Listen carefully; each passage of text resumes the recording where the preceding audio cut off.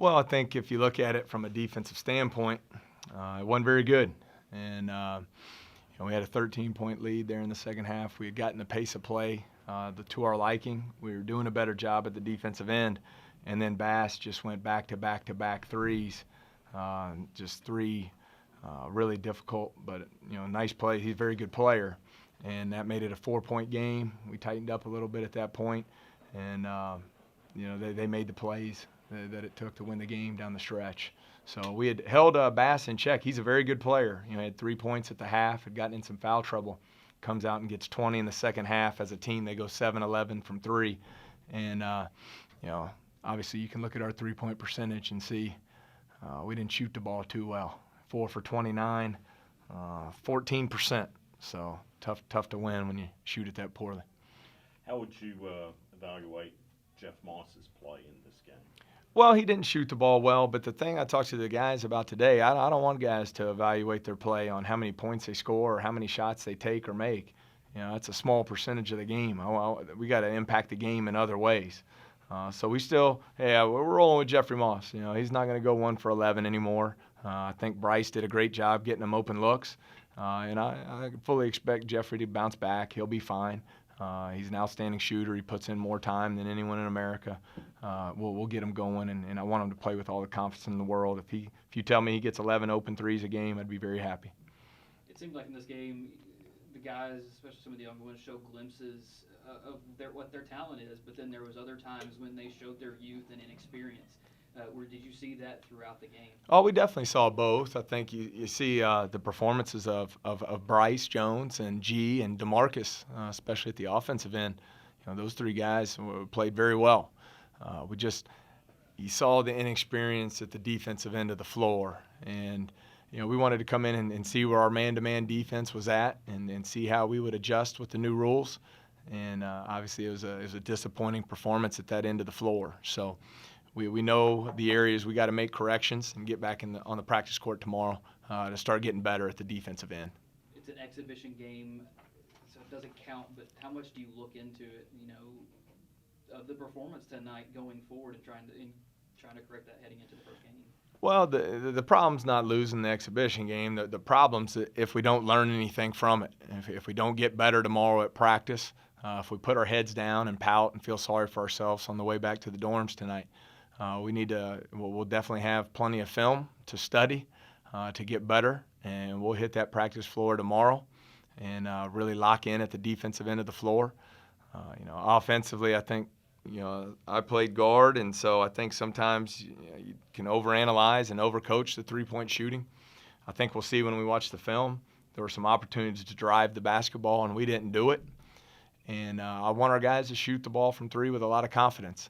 All right, but 4 for 29, is not gonna be very productive too often. So I thought our better possessions at the offensive end when we got multiple ball reversals, we drove and kicked, we got paint touches, and we got to do a better job playing that way more consistently. You mentioned the rules regarding physical play. Did you think the officials called this game any differently than it would have been called last year? Well, no, I think it's a little bit different, no question. And it's not a criticism of the officials. The rules are what they are.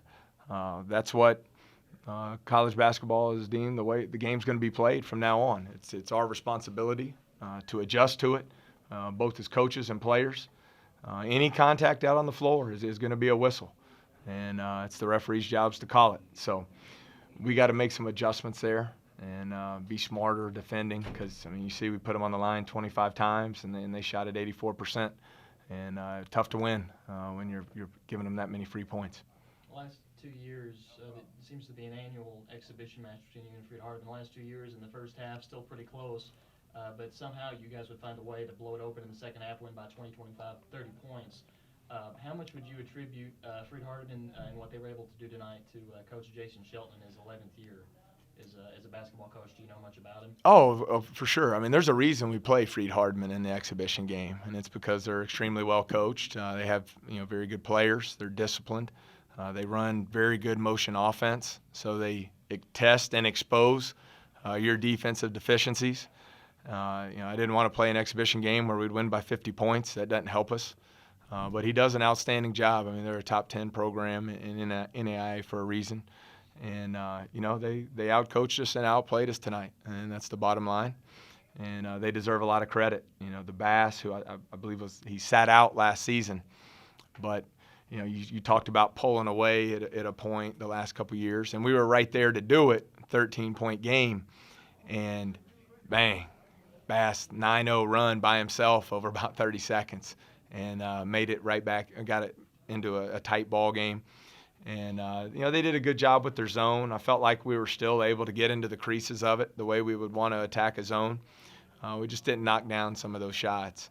But I still believe anytime you play a game, whether you go into overtime or not, if you score 85 points and you do your job defensively, you should be in position to win the game. So we didn't get it done at the defensive end, and therefore you see the result tonight. Bryce Jones had 10 assists, just 3 turnovers. Croker had a double-double. You've got to be pleased with the way those kids play. Yeah, pleased but scared. I mean, you get 2 double-doubles and you can't get it done at the defensive end is frustrating. But very pleased with those 2. Bryce, I think you saw his creativity, his ability to get into the lane off the dribble. He can create his own shot. But then I was also very pleased to see him create for others. He had 10 assists. Probably on a normal night with Moss would have had 15, because I think he really put Jeff in the positions that we want Jeff to be in. And so I have all the confidence that Jeff will bounce back from this and get rolling offensively. Croker, the thing with him I was most pleased with, the rebounding. We don't have the depth up front right now in our front court, so we're counting on perimeter players to rebound. DeMarcus had 10 and G. McGee had 8. We just got to get healthy, get those guys healthy, and get back on the practice floor tomorrow. My only question, Coach, 29 3-point attempts, is that going to be a benchmark for the rest of the season?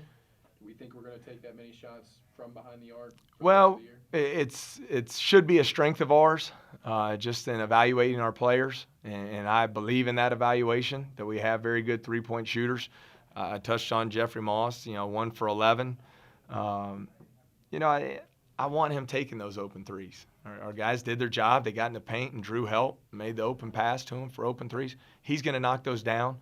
You'll see, I know I'll see when I go back and watch the film, there were some opportunities, though, where we needed to drive the basketball instead of settling for the 3-point shot. So we'll address it on the film, evaluate it, and we'll have to make some slight adjustments there. But I want our guys to play with freedom at the offensive end of the floor to step up and knock down open shots.